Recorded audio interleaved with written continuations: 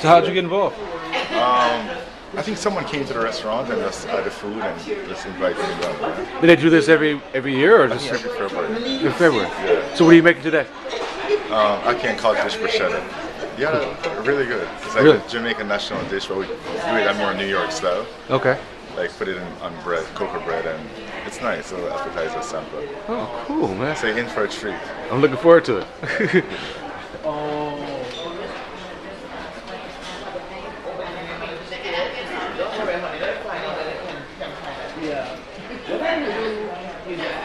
John from Sparchy Lounge. He's here in honor of Black History Month, and he's going to be making an Ackee Cod bruschetta, so enjoy. Okay. Thank you everyone for coming. So the dish I'm making today is it's a Jamaican national dish. Normally it's a breakfast dish, or you can eat it for dinner. They do it with boiled bananas, fried dumpling, avocado. But because we're in New York, don't have that much. It's just a lighter, more easier presentation of this original dish. So I'm just going to do it on cocoa bread, garnish it with some cherry tomatoes, and you could do it if you're a cocktail party or you want something light for lunch. That's a perfect way to do it. So the first thing we're starting with is the ingredients basically is, okay, so let me give you a background on ackee. Ackee is a fruit from Jamaica. I think it's originated from West Africa, and it was brought to Jamaica via the slave trade.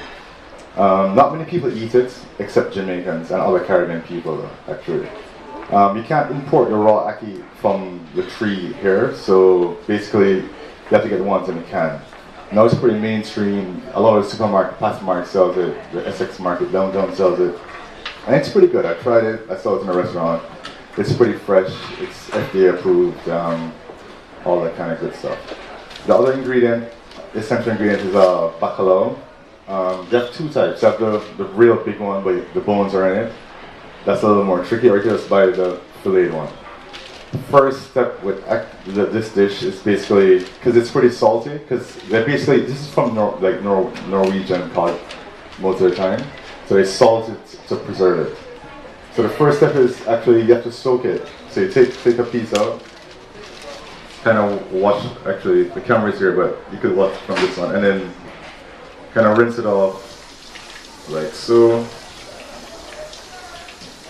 And then just soak it for and break it up, just for half an hour to take out the salt. So I'll put this there.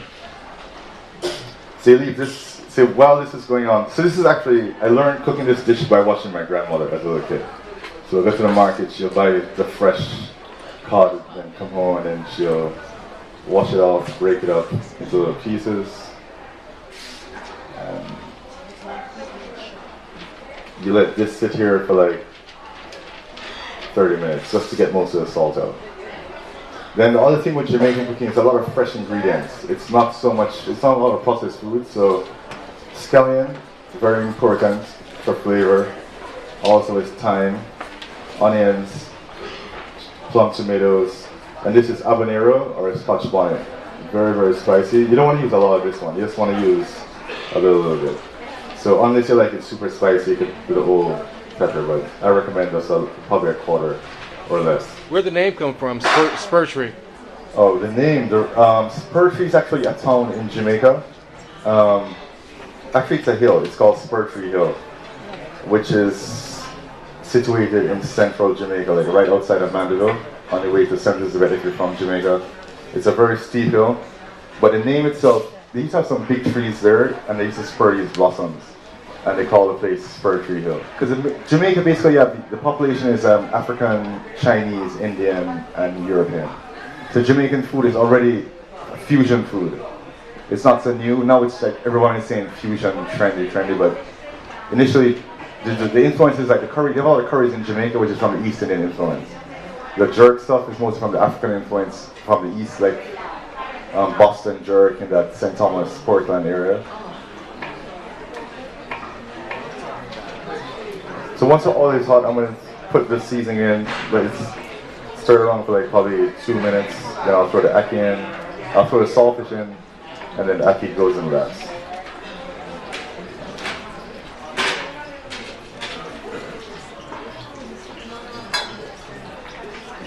So I'll put onions.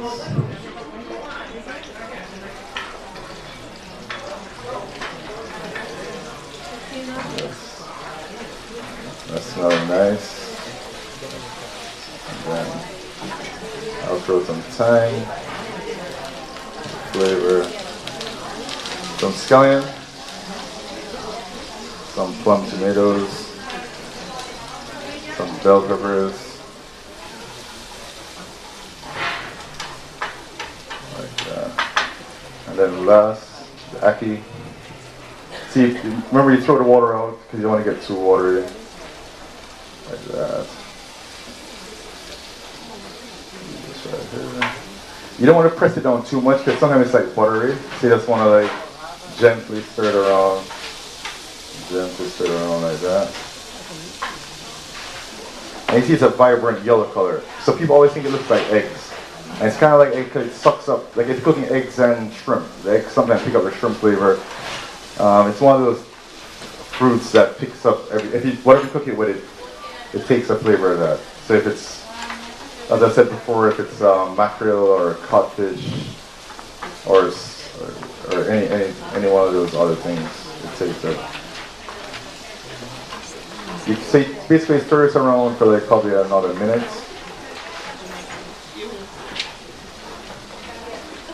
You can add salt, but it's already salty in the codfish, so I won't add any salt actually. What I'll do is add some black pepper, which will make it perfect. And then last but not least, I put some scotch bonnet pepper.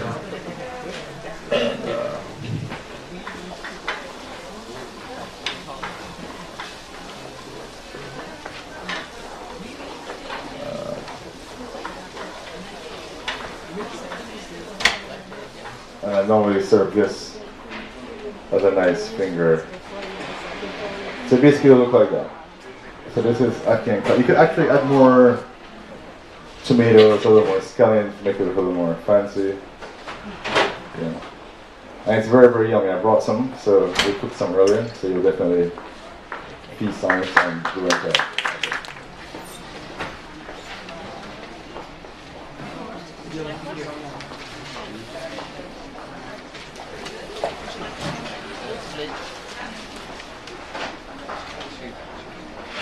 Yes, I enjoyed it. Oh, yes, awesome. and watching the way he prepared it. Yes, I'm cool. going to try it. Have you tried it before? No, I haven't. This is my first time. I've heard of it, but I've never tried it. Oh, awesome. But this is really delicious. Oh. I'm going to find this restaurant and go down.